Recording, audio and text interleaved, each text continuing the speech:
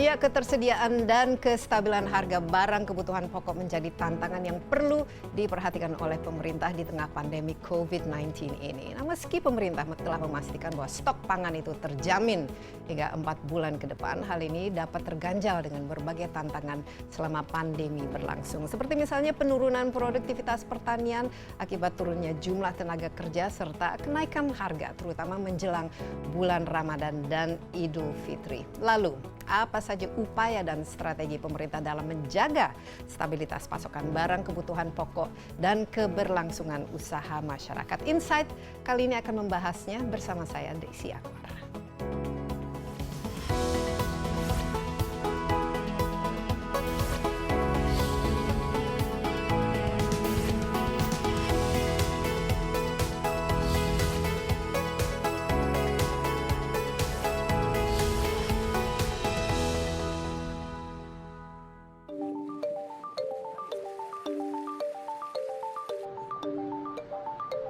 Sejak akhir tahun 2019, dunia dihebohkan dengan kehadiran wabah virus corona.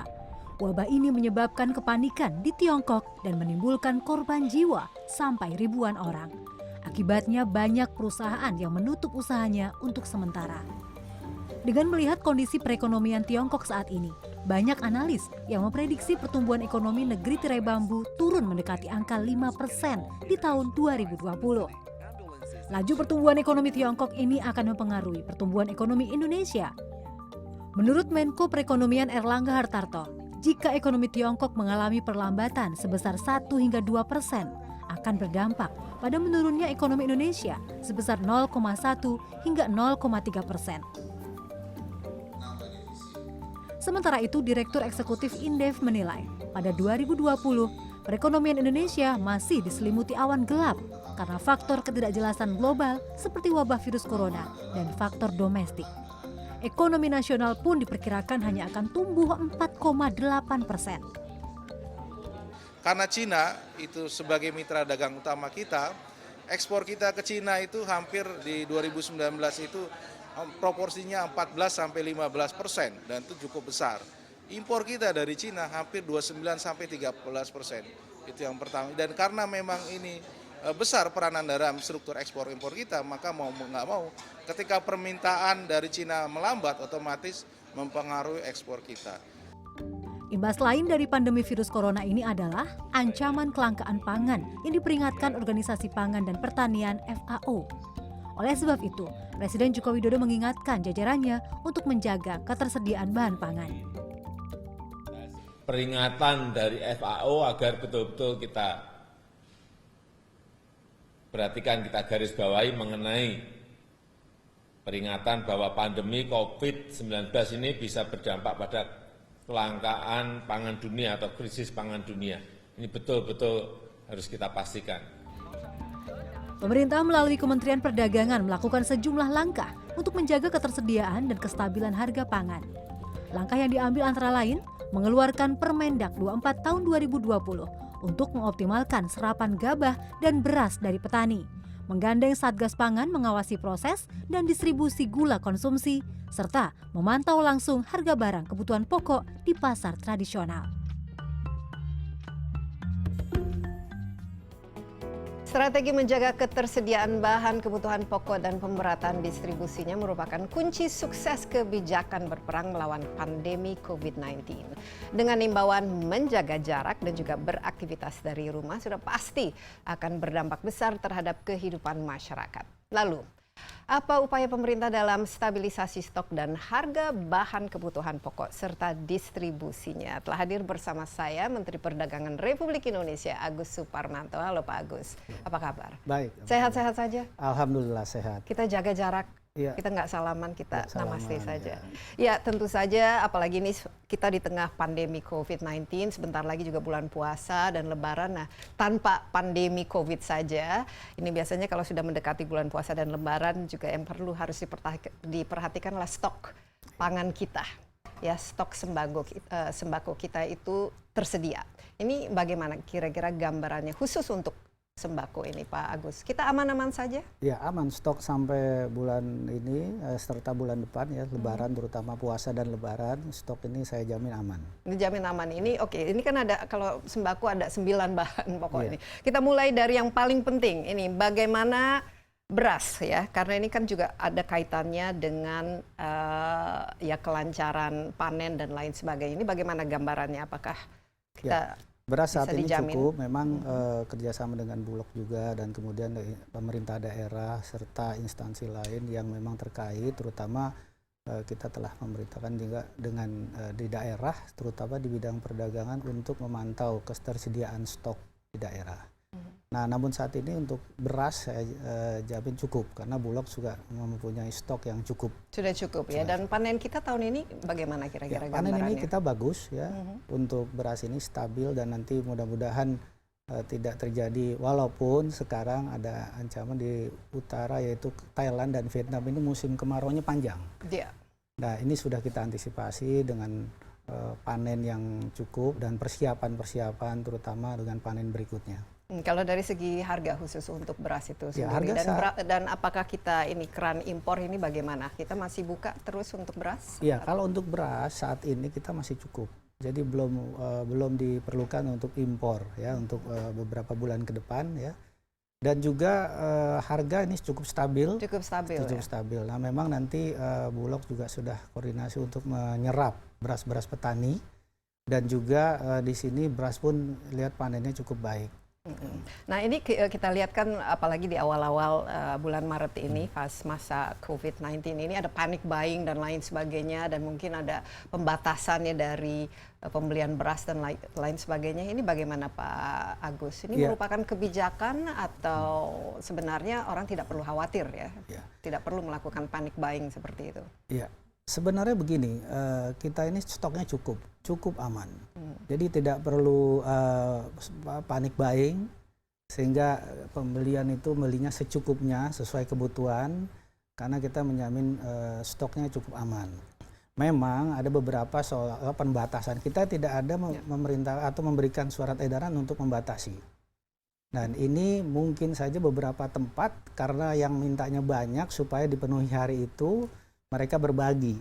Tapi memang dari gudang ke tempat kan daripada nunggu lama mereka berbagi karena kebutuhan sehari tidak mungkin satu orang bisa habis 5 liter dan sebagainya. Nah, inilah jadi ini lebih kebijakan retail itu sendiri untuk melihat customer itu apakah pada saat itu banyak atau tidaknya. Nah, kalau misalnya ini apalagi dengan situasi COVID ini kan biasanya sering terjadi ada spekulasi harga atau penimbunan. Ini bagaimana Pak Agus melihatnya? Iya, jadi begini, memang namanya pengusaha itu ada saja yang mencoba untuk dalam situasi yang begini mengambil kesempatan untuk spekulasi harga dan penimbunan. Nah, kami telah bekerja sama juga dengan Satgas Pangan.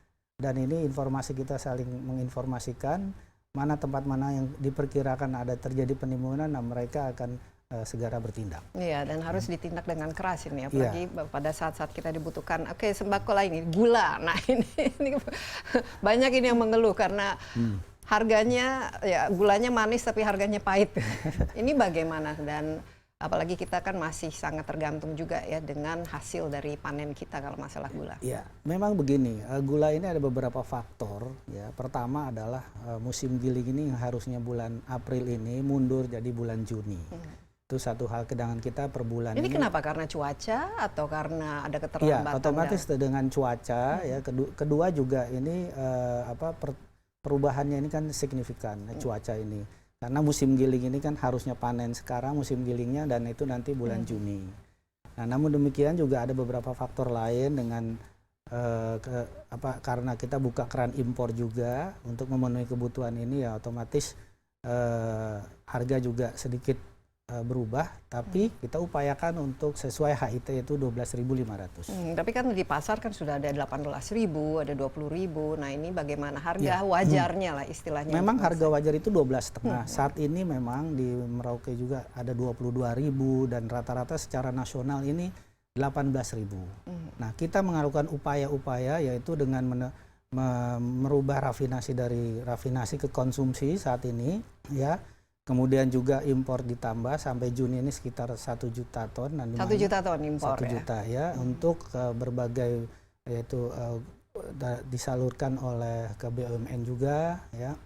Dan ini cukup untuk masa-masa ke depan ini? Iya, ini cukup. Kita hanya membatasi. Jadi prinsip impor ini mengisi kekosongan. Mengisi kekosongan, bukan mensubstitusi apa yang kita produksi. Kita juga hati-hati, sangat hati-hati, jangan sampai nanti pengaruh daripada impor ini akan berpengaruh terhadap petani. Nah, ini kita pastikan. Nah, karena kita melihat sampai saat ini musim giling ini mundur, hal-hal tersebutlah yang menjadikan harga ini fluktuatif. Tidak stabil fluktuatif, tapi diharapkan nanti misalnya kalau sudah panen akhir bulan Juni itu harga bisa turun lagi ya. Sekarang ini kita sudah melakukan upaya-upaya antara lain yaitu konversi dari 250.000 ton ya, dan ini sudah berjalan. Memang beberapa waktu lalu, beberapa minggu belakangan ini agak naik. Nah, sekarang sudah mulai masuk ke pasar. Dan itu sekitar 8.000 per bulan per hari, ya, 8.000 ton dan akan memenuhi pasar. Terutama memang naiknya di sini pasar tradisional. Kalau retail ini sudah cukup baik. Baik, kita istirahat sebentar Pak Agus ya, tapi Insight with Desi Anwar masih akan segera kembali. Tetaplah bersama kami.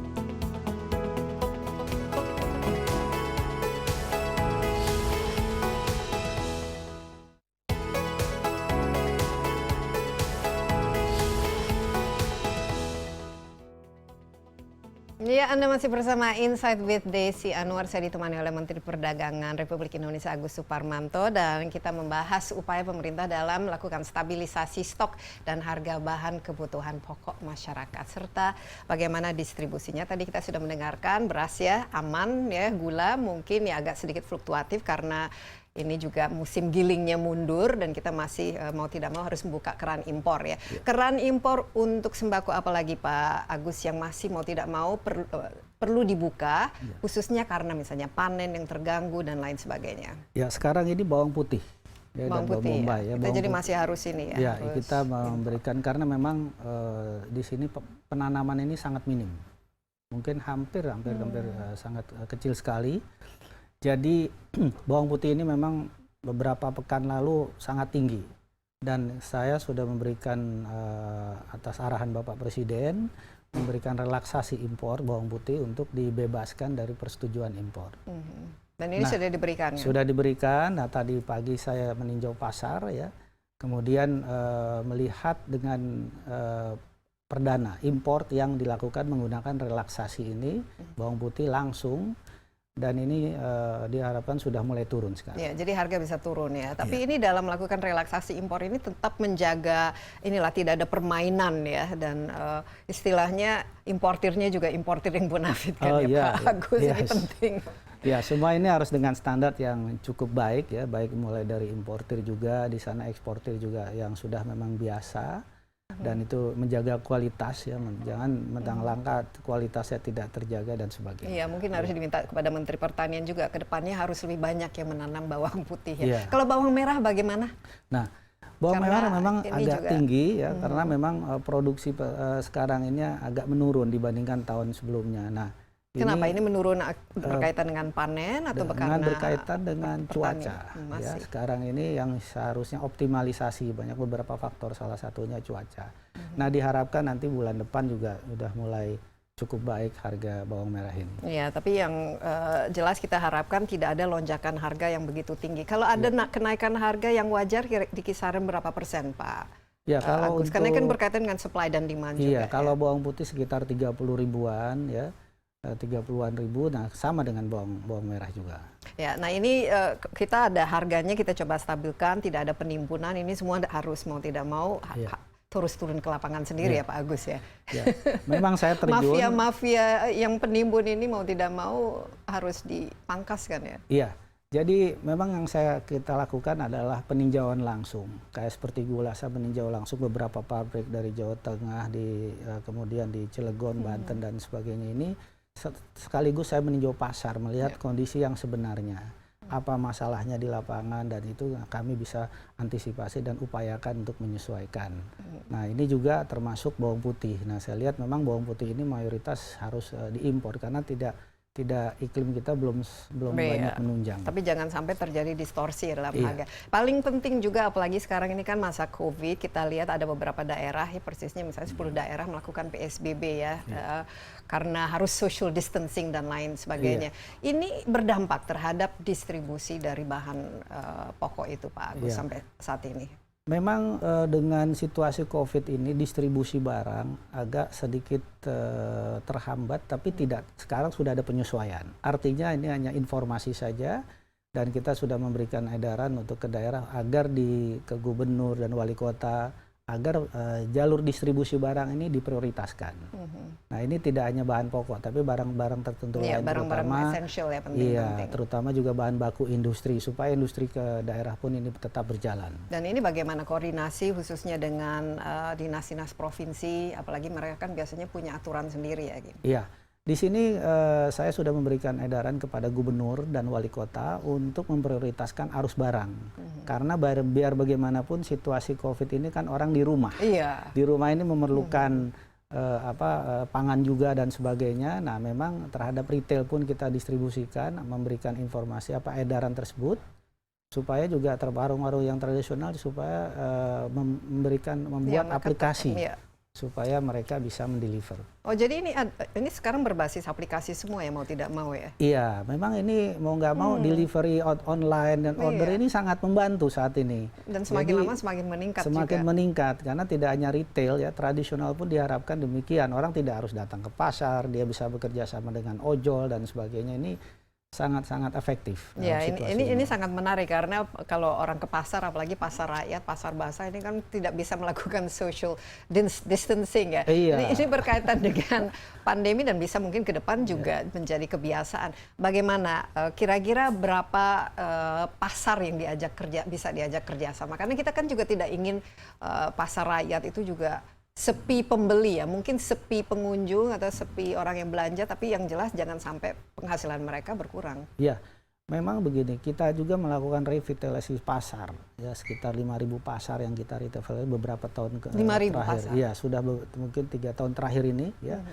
Nah, ini sudah dilakukan dan sekarang juga kita memantau pasar-pasar tersebut baik dari harga, kemudian kemarin saya meninjau pasar di Jawa Tengah, di Kendal, melihat diberikan semacam disinfektan juga, dan kemudian saya melihat memang social distance agak sedikit susah tapi bisa dilakukan karena memang jalannya ini agak sedikit renggang. Nah, namun demikian mereka memang membutuhkan support, dan ini kita sudah komunikasikan juga dengan kementerian lain. Iya, supportnya itu persisnya dalam bentuk apa selain aplikasi? Karena kan mereka harus ada yang namanya barang, ada penjual, harus dikaitkan dengan marketnya, pasarnya itu sendiri, pembeli-pembelinya itu. Ya, dari gini, ini distribusi. Distribusi barang itu memastikan kayak sekarang nih, gula ini kenapa mahal di tradisional? Karena belum sampai langsung ke sana. Jadi rata-rata memang yang masuk ini ke retail. Nah, kita juga akan upayakan ini dari pabrik ke distributornya untuk langsung ke pasar tradisional juga dibantu ya. Dan ini sebenarnya bisa menekan harga ya kita karena tidak ada pihak ketiga. Tapi ini 5.000 pasar itu di mana-mana saja. Setahu saya di seluruh Indonesia itu ada puluhan ribu pasarnya. Iya, ini kan merevitalisasi ya. Jadi dari mulai Sumatera, Jawa, Kalimantan dan Sulawesi ini semua ini merata, dan ini program 4-5 tahun yang lalu. Jadi ini sudah masuk. Jadi sudah mungkin di speed up ya dengan adanya. Iya, ini sudah terbangun, dan ini kita mengecek lagi bagaimana pelaksanaannya di lapangan. Nah, terutama saat ini. Nah, memang ini dengan COVID-19 ini kita harus mengupayakan, kita harus lawan dengan kebersamaan, gotong royong, dan ini akan menimbulkan keyakinan yang pasti, dan juga kita pasti bisa melawan dengan situasi ini. Tapi dengan adanya 5.000 pasar yang sudah difasilitasi, ini ada peningkatan dari penghasilan atau barang yang dijual, atau sekarang ini terasa lebih menurun karena adanya COVID? Iya, memang sebelum ini terjadi itu sangat baik, meningkat. Dari penghasilan individu ini sangat meningkat ya. Bisa jadi yang biasanya ini pasarnya belum direvitalisasi, setelah direvitalisasi bisa penjualan orang satu kios saja, satu orang tuh 1 juta. Jadi ini saya rasa baik. Nah, Sekarang dengan adanya ini memang kita sedang upayakan bagaimana memberikan stimulus ke mereka nantinya. Nah, ini kita sedang upayakan supaya di pasar ini lebih baik, terutama pada saat ini adalah pasokan yang kita utamakan saat ini, pasokan ke pasar dan tersebut. ini mau tidak mau juga bisa kerjasama dengan ini ya, telekomunikasi dengan swasta untuk memberikan perangkatnya dan lain sebagainya, karena ini semua membutuhkan teknologi. Dan teknologi itu kan tidak murah. Kita istirahat sebentar Pak Agus, tapi jangan kemana-mana dulu. Insight with Desi Anwar masih akan kembali sesaat lagi.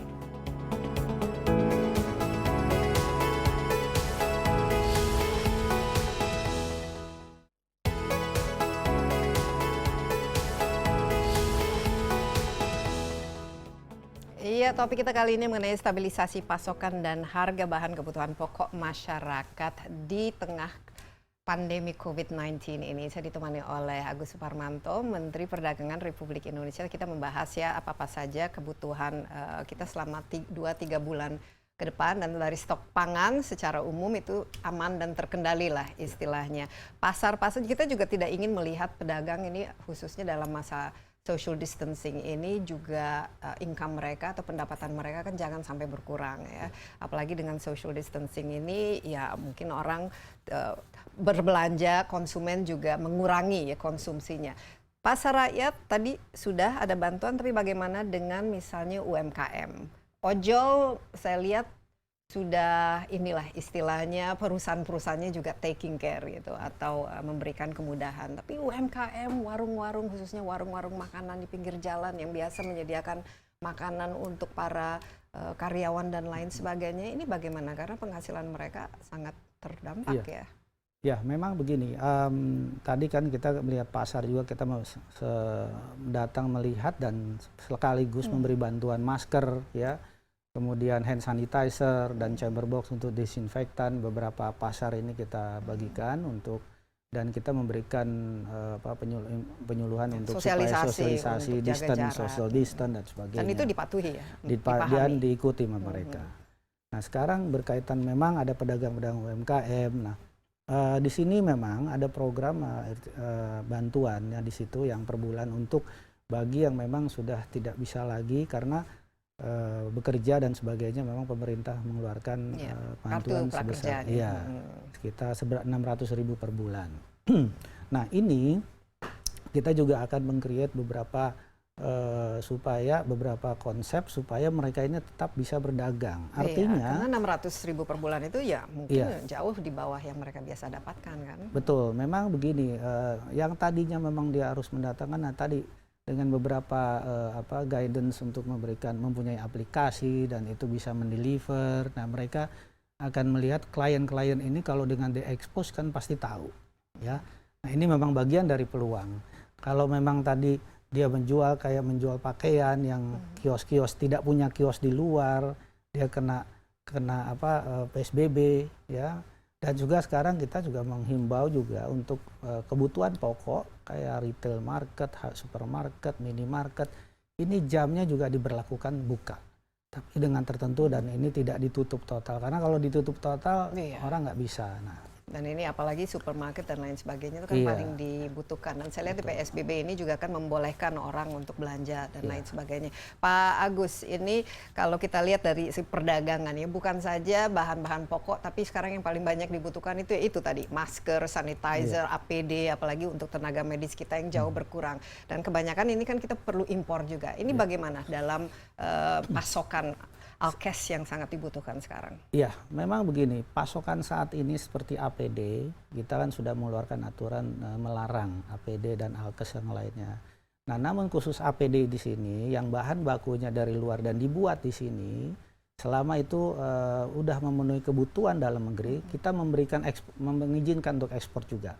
Karena kita butuh juga, karena mereka kalau sudah terpenuhi dalam negeri, kayak seperti APD, ini kita potensi sekali, karena produksi APD ini sekitar, saya udah komunikasikan sekitar 19 juta potensinya kita untuk memproduksi, dan ini kebutuhan di dalam negeri ini bisa terpenuhi. Berapa? Kebutuhan di dalam negeri berapa kira-kira? Sekarang kira-kira ini lagi diproduksi sekali, karena kan sekarang diikuti dengan rumah sakit ya, tapi lagi sedang dikalkulasi. Tapi saya yakin itu ada kelebihan nantinya karena dan produksi dibutuhkan di luar di luar negeri negeri ini bisa membantu keluar, karena tadi produksi kita bisa 19 juta sesuai dengan dari Kementerian Perindustrian. Ya, yang penting kita penuhi dulu kebutuhan Iya. domestik, nanti surplusnya kita Baru bisa ekspor, dan ini penting juga karena sekarang dolarnya kan juga lagi sekarang ini pendapatan memang dolar masker, ini kan. masker pun ini adalah UMKM yang tidak bisa mendapatkan ini, masker ini peluang bagi UMKM karena kenapa? Setiap rumah ini harus memakai masker.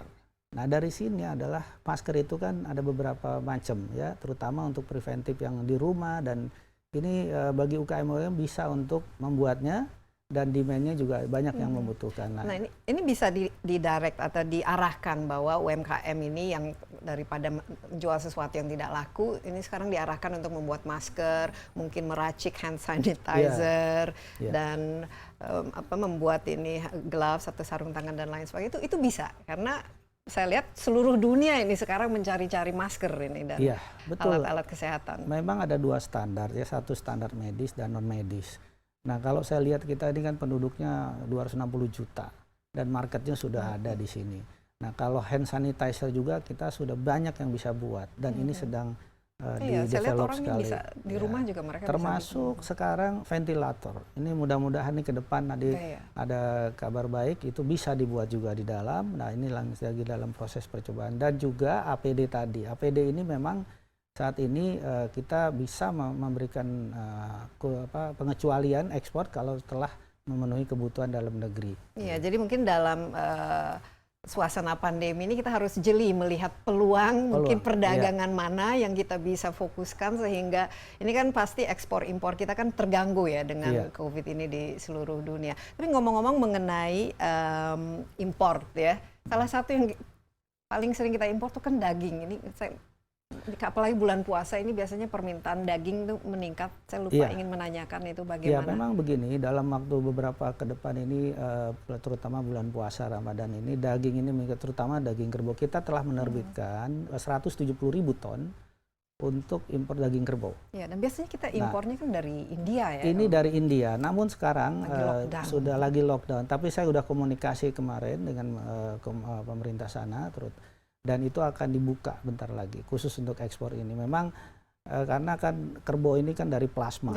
Nah, tapi mereka ada beberapa stok yang bisa untuk dikirim ke Indonesia, terutama karena kita sudah ada hubungan baik dan itu kita bisa jalankan. Jadi bisa dijamin harga khusus untuk daging kerbau minimal ya bisa dijaga dan stoknya itu cukup ya untuk bulan puasa dan Lebaran. Iya, targetnya bulan Lebaran ya. Lebaran ya. Tapi ngomong-ngomong ini kan semua sekarang kan yang namanya kita bencana nasional ya, non alam ini kan harus di bawah gugus tugas ya. Ini termasuk dengan koordinasi yang dilakukan oleh Pak Menteri ya dengan kepala gugas itu untuk apa-apa yang misalnya terutama dalam impor, ekspor, alkes dan lain sebagainya. Betul, ya, terutama untuk impor bahan baku dan ekspor.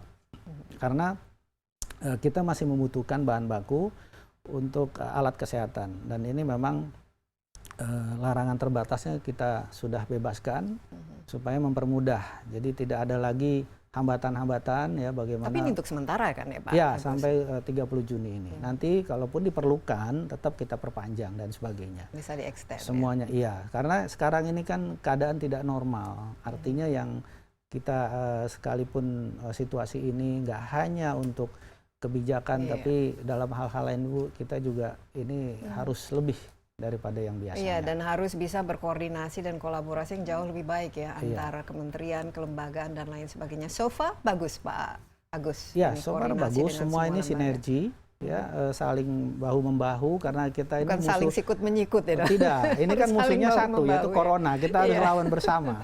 Ya, di sini harus satu payung, satu suara ya. Semua makanya ini kita tidak hanya di pemerintahan saja, masyarakat semua ya. Ini ya dihimbau untuk bersatu. Iya, baik. Kita istirahat sebentar lagi Pak Agus dan tetaplah bersama kami. Jangan kemana-mana dulu. Insight with Desi Anwar akan segera kembali.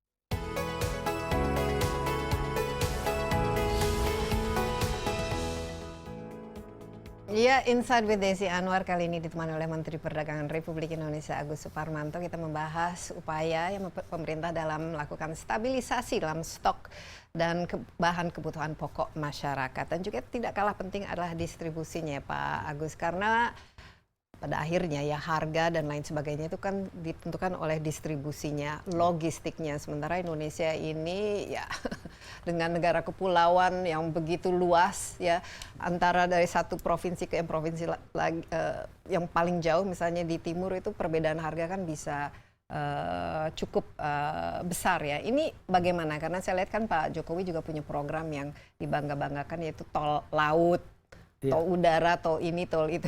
Ini bagaimana supaya memastikan logistik kita juga jauh lebih efisien dan harga bahan-bahan pokok jauh lebih murah? Ya, memang dalam meningkatkan perdagangan antar pulau, tol laut ini banyak manfaatnya, ya. Supaya dari terutama di daerah terpencil, terluar dan perbatasan. Jadi manfaatnya jadi disparitas harganya sampai kurang lebih 30%. Sudah ada berapa sekarang? Sekarang trayeknya? kita ini sudah membuka 26 trayek. 26 trayek ini paling banyak di mana? Penyebarannya daerah seperti di apa? barat timur dan tengah ini yang terpencil dan bagian luar ini semua sudah dibuka ya totalnya, dan itu nanti akan kita tambah lagi. Nah, ini dari segi efisiensi terhadap logistik itu bisa sejauh apa ini benefitnya? Memang disparitas harganya 30% dengan yang reguler ya, dengan adanya tol laut ini. Memang ini juga ada aturannya yang memang boleh memakai tol laut ini, terutama yang apa saja aturannya? Jadi yang khusus pangan ya, yang memang kebutuhan antar provinsi dan pulau ini ya, supaya ini bisa cost-nya memperkecil. Karena kan transport ini penting sekali. Dan itu mempengaruhi dengan harga-harga. Dan ini tersebut. sudah betul-betul dimanfaatkan dan digunakan, Pak? Sudah, memang di sini banyak meminta tambahan ya, terutama daerah perbatasan. Wah, ini kok belum dimasukkan dan sebagainya. Nah, nanti kita akan sesuaikan permintaan-permintaan terutama dari provinsi atau kabupaten yang memang membutuhkan ya, yang terpencil dan terluar ini. Kalau itu tol laut, Pak, dari jalan darat itu bagaimana? Apa yang sudah kelihatan itu benefitnya lah dalam penurunan? Jadi pengangkutannya ini, cost-nya itu kan tadi saya bilang bedanya itu kurang lebih 30%. Iya, besar dari transportnya ya. Jadi kalau harga pangan aja mengangkut pangan dengan ini bedanya sekitar 30%. Nah, artinya apa? Efektivitasnya sangat-sangat bermanfaat bagi mereka. Iya, ini harus dikurangi ya, kalau 30% kan lumayan ya. Iya, jadi dari transport. Makanya tol laut ini sangat bermanfaat sehingga terutama yang terpencil ini kan, terluar ya, daerah-daerah di timur, tengah dan timur ini. Nah, kalau udara kan katanya ada jembatan udara juga, jadi seharusnya apalagi dengan ini pesawat-pesawat perintis dan lain sebagainya itu bisa dimanfaatkan. Iya, untuk jadi kalau untuk itu harga. memang bisa ya. Hanya memang kembali lagi tadi lebih efektif yang tol laut ini sekarang ini sedang kita prioritaskan. Apa kira-kira targetnya untuk tahun-tahun ini? Jadi karena ini kan untuk membangun Indonesia dari ini pinggir kan adalah katanya. meningkatkan perdagangan antar pulau. Itulah tujuannya. Tujuan akhirnya otomatis kan pembangunan jalan semuanya, karena memang cost transport ini sangat tinggi. Sehingga mempengaruhi harga dari komoditas itu. Nah, sasarannya Indonesia itu salah satu yang paling tidak efisien loh. Iya, logistiknya juga paling mahal. Sekarang kan kadang-kadang logistik cost ini sangat tidak ekonomis. Nah, inilah tujuannya semua biar ekonomis semua masyarakat dalam segala pelosok ini biar terjangkau. Iya, dan juga misalnya kalau bersandar ini di pelabuhan, bea cukainya itu bisa nongkrong di situ barang-barang berhari-hari bahkan berbulan. Ini bagaimana Pak? Ya, karena ini Agus, antar pulau ya, jadi tidak bea cukai ini kan untuk ekspor impor dan luar negeri. Nah, memang dengan adanya ini hanya untuk antar pulau domestik. Itu yang berusaha. Tapi perdagangan itu di bawah Agus juga kan untuk ekspor ke luar negeri. Iya. Nah, kalau kita lihat kan sekarang ekspor impor ini sangat terganggu ya dengan adanya COVID ini. Apalagi Indonesia kan lebih banyak kan kita jualnya kan komoditas. Iya. Sekarang harga komoditas lagi turun dan juga tidak ada pembelinya. Ini kira-kira apa yang akan paling terasa ya terdampak dari ekspor kita ya? Apalagi ini kan penting karena penghasilannya dolar ini loh Pak Agus. Jadi begini, di sini memang ekspor ini kan kita cukup bukan stable ya, stabil, penurunannya tidak drastis. Nah, karena lambatnya pergerakan manusia itu sendiri. Orang ini kan dibatasi gerakannya. Oh, jadi tidak terlalu dirasakan? Tidak terlalu ini banyak dampak saat ekspor. ini, namun memang akan ke sana larinya. Jadi tapi sekarang tidak sedang belum. upayakan. Ya, sebelum semuanya menjadi lebih parah, kita antisipasi. Bagaimana caranya meningkatkan komoditas ekspor ini kita tetap jaga. Namun masalahnya bukan di situ, demand di luar pun juga Iya, akan berubah karena gini, virus ini kan tidak hanya Indonesia. Seluruh dunia itu udah 200 sekian negara yang kena. Apalagi Amerika. Nah, itu apalagi paling banyak Amerika di situ. dan juga ini ekspor ke sana agak sedikit terganggu karena perlambatan tadi, keterbatasan gerak orang. Sekarang kan ini otomatis semuanya komunikasinya melalui video vidcon. Jadi inilah yang Cuman harus dagang kan kita tidak bisa lewat ya memang Bitcoin. itu. Jadi untuk misalnya mau ke China terus kemudian ke negara-negara lain ini masih pada pembatasan. Nah, inilah mudah-mudahan ini segera berakhir tapi kita mempersiapkan untuk ke sana. Tapi kita ini bisa menjadi juga peluang apa yang kita ekspor ya. Jadi kita lihat juga kan ekspor migas kita kan juga turun ya dan komoditas juga turun. Itu bisa ekspor masker, ekspor APD kalau kita sudah terpenuhi semua di pasar memang domestik begini, ya. Pasti di balik ini semua ada peluang. Nah, justru inilah kita memberikan penyuluhan untuk peluang-peluang mana yang kita bisa tangkap ya dan komoditas apa dan gerakan apa saja yang kita bisa manfaatkan dalam situasi yang saat ini. Usaha-usaha terutama UMKM ya kita ini bisa dikerjakan karena kan begini dengan dirumahkan itu kan masih banyak peluang ya dan ini kadang kita programkan bagaimana memberikan peluang-peluang tersebut ya supaya dia bisa bekerja di rumah tapi dapat penghasilan. Nah saat lagi kita kan masih sering impor ya bukan saja untuk kebutuhan kita sendiri tapi kebutuhan para pengusaha. Nah ini bagaimana supaya apalagi sekarang ini kan kemudahan-kemudahan untuk mengimpor misalnya bahan baku yang memang dibutuhkan ada. Ya tadi saya bilang juga mengenai bahan baku ini kita permudah. Semua yang ada kaitannya dengan industri kita permudah ya kalau permudah itu maksudnya apa Pak? Permudah ini begini, larangan terbatas misalnya ada lartas kita hilangkan itu.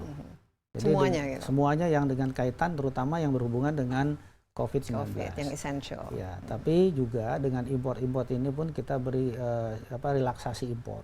Relaksasi. Relaksasi impor ini kita lakukan, kita selama dengan ini yang semua kebijakan impor yang membantu untuk ekspor kita akan permudah. Iya, relaksasi impornya tapi tidak boleh disalahgunakan tentu saja ya. Harus ya, tapi hati-hati dalam saya yakin dengan sekarang kondisi importir. sekarang dipergunakannya untuk mencari keuntungan yang baik. Nah. Jangan mencari keuntungan untuk niatnya tidak baik ya. Tapi ini semua nanti mudah-mudahan ini kan tidak terlalu lama. Tapi relaksasi ini akan diperketat kembali rencananya atau bagaimana Pak Agus? Jadi, karena sebenarnya relaksasi kan cukup bagus bagi relaksasi ini kan sifatnya usaha. sementara. Ya, relaksasi semua ini sifatnya sementara. Nanti kita evaluasi dengan situasi yang sekarang ini. Artinya apa? Kebijakan ini kan tujuannya untuk menciptakan dunia usaha ini sejuk. Nah, itulah tujuannya untuk menciptakan bagaimana kita menciptakan kebijakan yang dimana menjadikan usaha ini sejuk. Iya. Nah, termasuk impor, termasuk ekspor, ya mempermudah juga. Nah, ini termasuk juga kita mengupayakan stimulus-stimulus yang memang saat ini stimulus ekonomi sudah ada. Ya, saya lihat itu cukup banyak ya refocusing. Ini mungkin nanti pertanyaan kita setelah segmen berikut ini Pak Agus kita akan lanjutkan. Tetaplah bersama kami Insight with Desi Anwar akan segera kembali.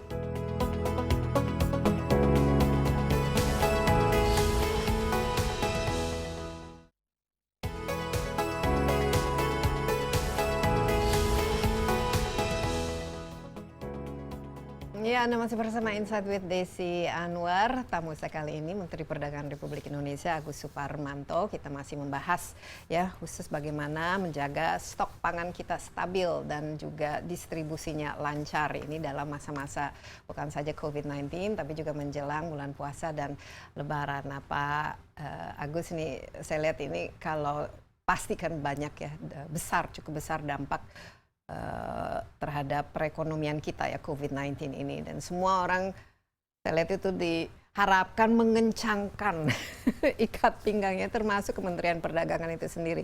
Jadi kalau tidak salah anggaran tahun 2020 ini yang 3,5 triliun harus mau tidak mau dipangkas, dan juga ada refocusing yang memang ditujukan khusus untuk menangani COVID-19. Coba bisa dijelaskan Pak Agus, bagaimana mengencangkan ikat pinggang dan refocusing? Ya, dengan adanya situasi sekarang ini, kita akan memangkas anggaran semaksimal mungkin. Ya, maksimal untuk maksimal ini kan sekarang ini baru ketemu 730 miliar dan targetnya saya adalah 1 triliun. 1T, ya. wow, sepertiga hampir. Mudah-mudahan nanti, nah ini akan memangkas seperti misal kegiatan-kegiatan rapat-rapat, ya, kegiatan kunjungan, kegiatan pameran-pameran. Iyalah, sekarang social distancing semuanya kita akan pangkas yang tidak perlu. Jadi dan dialihkan untuk refocusing anggaran, dialihkan ke COVID-19 ini. Contohnya untuk apa saja? Jadi nanti untuk program ini yaitu membantu program COVID ini antara lain adalah alat kesehatan, ya, kemudian masker dan pelengkap lainnya seperti APD dan sebagainya. Nah ini dan juga untuk hal-hal lain yang nanti akan dikoordinasikan dengan kementerian teknis lainnya. Tapi bagaimana ini koordinasi dengan kementerian lain? Karena ini kan pasti harus sering ya dengan Kementerian Pertanian misalnya dan lain sebagainya ini. Kita memang ini dengan nanti dengan kalau anggaran ini kita dengan Kementerian Keuangan bagaimana implementasinya, kemudian juga pelaksanaannya dengan koordinasi dengan kesehatan untuk protokolnya. Memang kan seperti misalnya tadi pasar-pasar kita tetap mengupayakan dengan protokol kesehatan, harus melaksanakan dengan protokol kesehatan. Ngomong-ngomong katanya penyerapan sampai akhir bulan Maret itu 13,59%. Ini kan berarti masih ada sekitar hampir 3 triliun ya yang harus optimis bisa diserap dan digunakan sesuai target. Saya optimis ya untuk penyerapan ini karena kan begini, pemangkasan yang tadinya tidak misalnya belum bisa diserap kita pangkas semuanya. Dan itu kita alihkan untuk ke COVID-19 ini. Dan saya yakin ini bisa. Bisa ya. Kalau neraca perdagangan itu sendiri, Pak Agus, bagaimana? Ya, saat ini memang rapor ya dari kinerja kementerian. Memang secara nilai ekspor sekarang ini mencapai 41,79 miliar US dollar atau meningkat 2,91%. Tapi ini dari bulan dari Januari sampai Maret 2020. Kemudian ekspor untuk Maret saja meningkat 0,23%.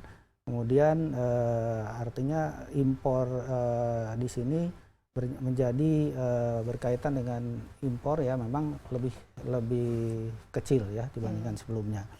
Nah ini terjadi mengalami surplus 2,62 miliar. Ya. Bisa ini dirinci apa-apa saja dan jadi pada sedangkan impor kita ini tadi Januari Maret ya hanya 39,17. Tadi kan ekspor 41. Jadi kita surplus ya 41,79 miliar US dollar, sedangkan impornya sebesar 39,17 dan ini surplus 2,62 miliar US dollar. Dan ini dari Januari sampai Maret 2020. Yang memang dalam situasi ini. Cuman kita kan tidak tahu 3-4 bulan ke depan ini sudah diantisipasi kira-kira. Worst case scenario-nya untuk. Jadi begini, untuk ini saya yakin akan baik, ya tetap akan baik karena apa? Kan di sisi lain memang volumenya menurun, tapi balance-nya ini kurang lebih hampir sama dan kalaupun menurun sedikit. Iya, ya. Dan apalagi kalau misalnya ekspor kita lebih tinggi, surplus ya otomatis pendapatan dolar kita kan juga lebih besar ya. Idealnya kalau untuk eksportir sekarang berapa ya ini nilai tukarnya yang saya dalam hari ini semua otomatis kalau nilai tukar ideal kembali ya seperti semula. Berapa 14 ribuan? Kira-kira 12 ribu yang semula ya. Tapi ini itu saya yakin bisa ya dengan situasi begini, dengan kinerja kabinet ini lebih kompak dan juga saring gotong royong ini saya rasa semuanya akan bisa mencapai ini. Sekarang pun dengan situasi ekonomi ini semua akan bisa diharapkan lebih cepat recovery-nya. Kita lihat kan juga di dunia kan tendensinya untuk menutup diri, apalagi perang dagang antara Amerika Serikat dan China dan lain sebagainya. Bagaimana Pak Agus untuk menciptakan pasar-pasar baru, teman-teman baru di mana kita bisa membuka ya ini kerjasama. Di balik bagus lagi. di balik perang dagang Amerika China ini pasti ada peluang. Paling tidak ini realokasi mereka yang biasanya demand-nya sudah ada tadinya dari China, ini Tiongkok, itu langsung dari kita. Nah, kita sudah ada permintaan dan sebagainya. Nah, inilah yang akan kita tangkap peluang-peluang tersebut. Sekarang dengan adanya kondisi di Tiongkok ini tadi, China ini, dengan COVID-19, negara Jepang saja sudah mau merelokasi. Ya. Nah, ini akan kita tangkap peluang ini. Khususnya untuk apa-apa saja yang mereka cari ini jadi barang-barangnya? begini, Kalau bisa relokasi jangan komoditas ini. tidak hanya komoditas, ya beberapa investasi dan lain-lain yang memang akan direlokasi. Karena dengan kejadian kemarin ini kan ini suatu hikmahnya, pelajaran yang mungkin banyak ya. Jadi peluang ini harus kita tangkap. Jadi ini tinggal nanti kita kebijakan-kebijakan ini yang mempermudah tadi impor dan sebagainya untuk bahan baku mereka sehingga mempermudah investasi mereka. Nah, dan ini mendapat ini ya, harus ada kerjasama juga dengan Menlu kita kan untuk menciptakan ini. Ya, memang kebetulan Jepang kita sudah ada kerjasama dengan Jepang ya, Indonesia Jepang SEPA dan lain-lain. Nah, terus kemudian Korea Indonesia Korea SEPA, Australia. Nah, ini kan bilateral semuanya nih kita sudah ada dan ini kita tinggal maksimalkan. Apalagi nanti se-ASEAN ini dengan adanya berakhirnya nanti situasi ini, nah inilah akan kita take off untuk yang lebih baik. Dan menurut saya juga dengan menurunnya harga komoditas, tapi juga kan kita kan biasanya selalu sangat mengandalkan CPO kita, sementara CPO kita kan juga sudah mulai tidak laku ya, apalagi di Eropa. Apa-apa saja kira-kira yang bisa menjadi primadona baru ya dalam produk-produk dengan nilai tambah ini? Kan kita selalu katakan harus jual barang yang punya nilai tambah yang bisa kita andalkan ke depan. Ya, memang begini, untuk CPO memang kita memperjuangkan untuk ekspor ya, terutama ke negara-negara luar Eropa dan sebagainya. Namun dengan sesuai arahan Bapak Presiden, kita mengembangkan B30. Nah, B30 ini sedang kembangkan, walaupun sekarang posisinya adalah harga minyak ini turun. Tapi kan turun ini tidak selamanya. Jadi tetap kita programkan dan ini sedang dalam proses. Jadi kalau B30 ini semua otomatis nanti kebutuhan impor untuk minyak lain-lainnya akan turun dengan adanya ini semua. Artinya apa? CPO ini akan terkonsumsi ke dalam. Jadi ekspor sekarang nanti lama-lama berkurang dengan adanya program-program ini. Sekarang titik capainya sekitar 22%. Iya, ini harus terus mau tidak mau dikembangkan ya lewat R&D dan lain sebagainya. Kalau dari segi harga ya dibandingkan dengan negara tetangga kita cukup kompetitif, Pak Agus. Apalagi dengan negara yang memiliki raw material atau sumber daya alam yang memang sama. Pada kondisi sekarang minyak ini kan turun ke 20-30 barrel US dollar ya per barrel. Nah, ini memang kita harapkan tidak serendah bagus ini. Lah, karena kita sebenarnya kan sudah net importer kalau minyak. Ya, namun demikian ya kita tidak terlalu rendah lah itu harganya ya. Jadi untuk karena ini berpengaruh dengan komoditi lainnya dan kita harapkan kalau ini kan nggak sementara saja. Ya mudah-mudahan tidak terlalu lama dan ini CPO ini dengan adanya sekarang kan cost-nya tinggi tapi itu akan menyesuaikan. Kalau dari Kementerian Pak Agus sendiri, Kementerian Perdagangan, bagaimana ini dari segi efisiensi bekerja dan lain sebagainya, Pak Agus selama ini dan juga koordinasi, kolaborasi dengan kementerian lain, apa kira-kira yang masih perlu dibuat lebih lebih efektif dan efisien? Ya, kalau untuk sinergi dengan kementerian lain cukup baik ya. Sekarang ini kan situasi COVID ini memang semuanya kerja dari rumah ya sebagian besar, walaupun tidak semua ya, tapi memang karena dari yang rumah, dagang dari semuanya dagang dari rumah, kerja dari rumah ya. Untuk ke depan memang kita akan tingkatkan.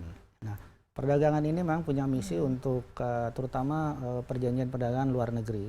Nah, ini kita sedang tingkatkan terus saat ini program itu. Namun demikian juga meningkatkan ekspor ya terutama UMKM. Namun dalam situasi ini kita juga lihat semuanya akan kita bantu ya, supaya jangan sampai bangkrut. Iya. Ya, karena kalau udah jatuh bangunnya susah. Nah ini yang kita jaga sekarang. Tapi ini ya memang apalagi lo pengusaha katanya hanya punya istilahnya itu cadangan hanya untuk 3 bulan ke depan gitu. Worst case scenario-nya Pak Agus mungkin terakhir ya, tantangan dan kira-kira apa yang harapan apalagi dengan bulan-bulan ke depan ini di mana kita butuh ya ada kepastian. Ya, kondisi abnormal seperti ini memang pemerintah berkomitmen untuk membalance antara demand dan supply. Ya, sehingga semuanya ini terjaga. Artinya apa? Kalau demand dan supply terbalance, dan otomatis yang tadi baik itu UMKM ya mungkin tidak ada pekerjaan, dan itu kalau balance dengan situasi ini mereka akan terbantu.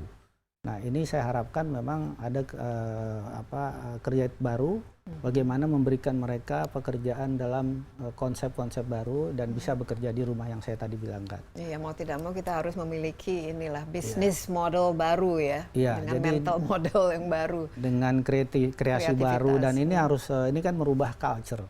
Ya, dengan situasi ini kita merubah segalanya, belajar dari rumah, kerja di rumah. Tapi kan kita tidak meeting boleh stop. Meeting juga rumah. Melalui dari. Tapi ini nyaman meeting dari rumah, misalnya apalagi dengan rapat kabinet itu masing-masing. Jangannya lebih efektif ya? Ya, kalau saya lihat begini, memang mau nggak mau dengan situasi gini kita harus bertahan dan melakukan kerja yang tidak boleh ada hambatan. Tapi merasa lebih nyaman? Nyaman, harus nyaman. Kita dan merasa lebih nyaman. Artinya apa? Effortnya ini kan kita lebih cepat dan sebagainya. Dan memang pada dasarnya kalau kita lihat dari sisi efektifnya, memang efektif. Tapi kan ada hal-hal lain yang memang kita harus ketemu fisik. Ya. Tapi kalau saya lihat dengan situasi sekarang ini lebih efektif karena itu berkaitan dengan keselamatan kerja dan sebagainya ya, ini penting. Tapi masih sering ini turun ini cek-cek di pasar itu mau tidak mau ya harus menerapkan kita social harus distancing.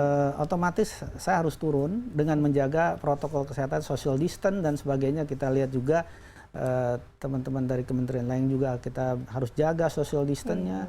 Kita harus lihat ke lapangan. Kalau tidak, artinya apa? Kenapa saya harus turun demikian?